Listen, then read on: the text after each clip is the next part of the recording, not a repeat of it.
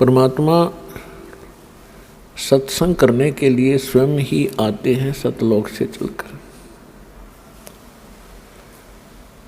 सत्संग का अर्थ होता है जिसके अंदर यथार्थ आध्यात्मिक ज्ञान बताया जावे और उसके अतिरिक्त कहीं पर भी सत्संग के नाम से कोई चर्चाएं होती हैं जो यथार्थ ज्ञान नहीं होता, तत्व ज्ञान नहीं होता, तो वो सत्संग नहीं होता। तो सबसे पहले तो मनुष्य जीवन प्राप्त होना ही बहुत ही दुर्लभ बताया। मनुष्य जीवन प्राप्त करके फिर सत्संग का मिलना उससे भी दुर्लभ है। और आज आपको वो दोनों ही सुलभ हैं।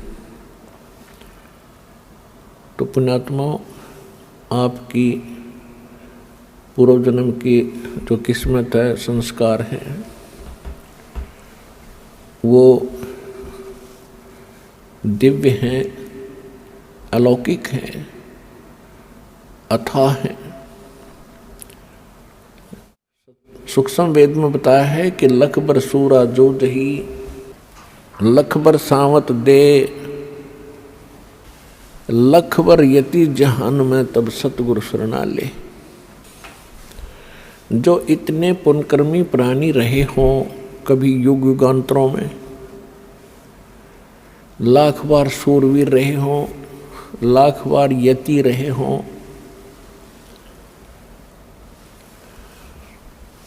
और लाखों बार कभी आप सावत शरीर प्राप्त हुआ हो, ये तीनों जन्म बहुत ही पुण्यकर्मी प्राणी को प्राप्त होते हैं। और वो लाखों बार प्राप्त होने तब ये संत सतगुरु मिलते हैं, परमात्मा शरण में लेते हैं।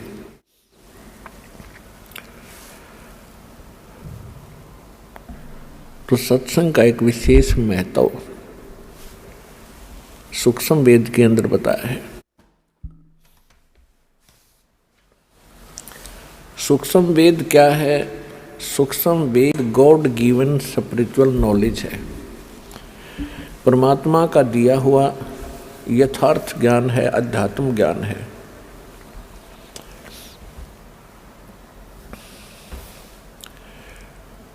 और वो ज्ञान प्राप्त ही करके हम परमात्मा प्राप्ति कर सकते हैं, अन्यथा और उसका कोई विकल्प नहीं है।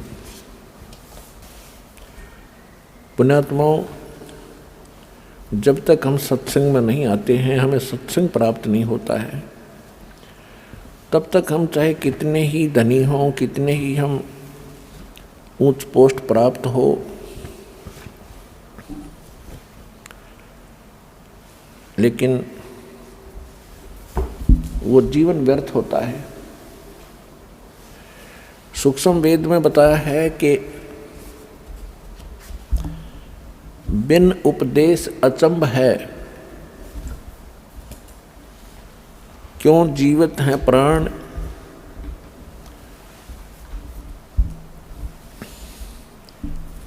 और भक्ति बिना काठोर है, ये नर नाही पाषाण।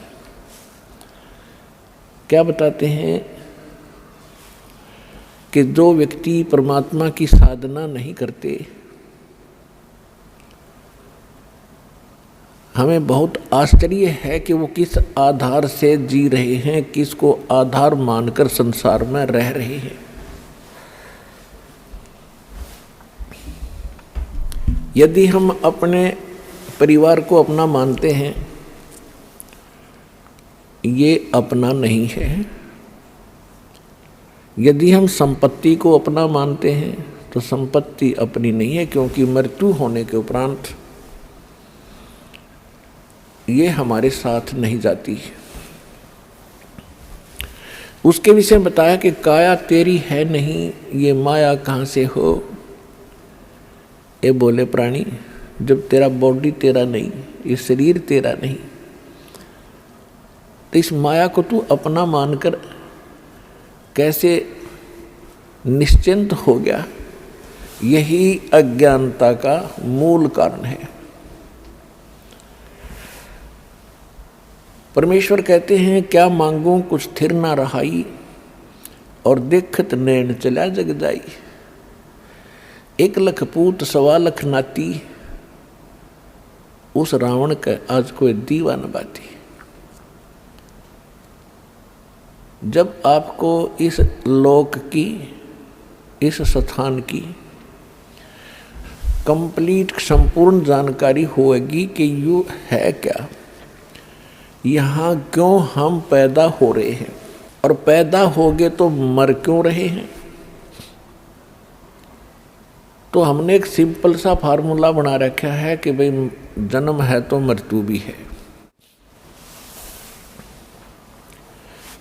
और हम संतुष्ट हुए क्योंकि हमारे पास इसका कोई विकल्प नहीं रहा, विकल्प नहीं था, और हमने इसको फाइनल प्रोसीजर मान लिया, इसको हार्ड एंड फास्ट रूल मान लिया कि ऐसा ही होता है, ऐसा ही होता ही रहेगा। अब परमात्मा ने सत्संग के द्वारा बताया है, 600 वर्ष पहले परमेश्वर स्वयं आए थे, काशी के अंदर एक जुलाहा की भूमिका करके दानक कहलाए, और यथार्थ ज्ञान सुनाकर, बताकर, लिखवाकर अपने निज स्थान सतलोक में को चले गए। वहीं से आए थे, सहस्रीर आए थे, सहस्रीर चले गए, और सतलोक के अंदर भी परमात्मा सहस्रीर है, मानव सदृश है। तो उन्होंने 600 वर्ष पहले आके सत्संग किया था, और उन हमारे धर्म गुरुओं ने जो स्वयं अज्ञानी थे, सदग्रंथों से अपरिचित थे,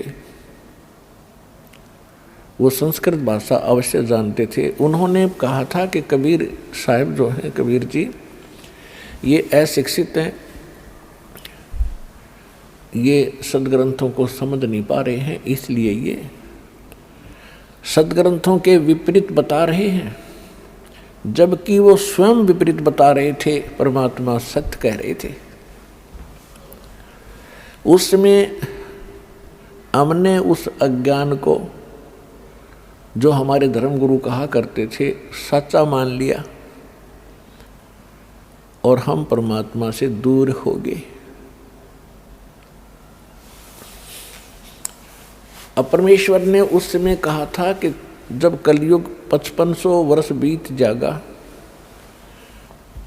चौथा युग जब कलयुग आई, तब हम अपना अंश पठाई, और कलयुग बीतते 5500 पाचा, जब ये वचन मेरा होगा साचा। कौन सा वचन? काल फंद छूटे नरलोई, सकल सृष्टि परवानी कोई। कि जब कलयुग की बिचली पीढ़ी का समय आवेगा, 5500 वर्ष कलयुग बीत जाएगा, उस समय पूरा विश्व इस सत साधना को लेकर के, सतनाम को प्राप्त करके पूरा विश्व भक्ति करेगा। परमात्मा के बच्चे भगवान को पहचानेंगे और सतलोक चले जाएंगे। तो परमात्मा ने कहा था कि जो आज मैं कह रहा हूँ, ये 5500 वर्ष जब बीत जाएंगे, तब आपको विश्वास होगा कि सचमुच सच्चाई क्या है, और ये धर्मगुरु क्या बता रहे थे, परमात्मा क्या बताया करते थे। जो परमेश्वर 600 वर्ष पहले बताया करते थे, आज हमारे सदग्रंथों ने भी वही कहा और वही सेकंड किया, उसका समर्थन किया।